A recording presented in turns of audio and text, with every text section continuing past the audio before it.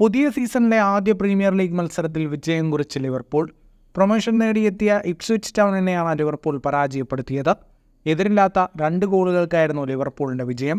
ക്ലോപ്പില്ലാത്ത ആദ്യ സീസണിൽ പുതിയ പരിശീലകൻ അർനെ സ്ലോട്ടിന് കീഴിൽ Alisson Becker, Robertson, Van Dijk, Quansah, Trent Alexander Arnold, Gravenberch, Mac Allister, Mohamed Salah, Szoboszlai, Luis Diaz, Diogo Jota എന്നിവർ ആദ്യ ലെവലിലെത്തി.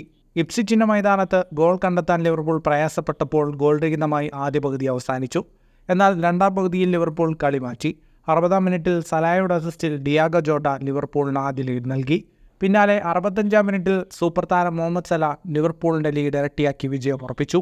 മത്സരത്തിൻ്റെ കണക്കുകളിലേക്ക് വന്നാൽ 62% സമയവും പന്ത് കൈവശം വെച്ച് കളിച്ചത് ലിവർപൂളായിരുന്നു. 19 ഷോട്ടുകളാണ് ലിവർപൂൾ തൊടുത്തത്, 5 എണ്ണം ഷോട്ട് ഓൺ ടാർഗറ്റ്.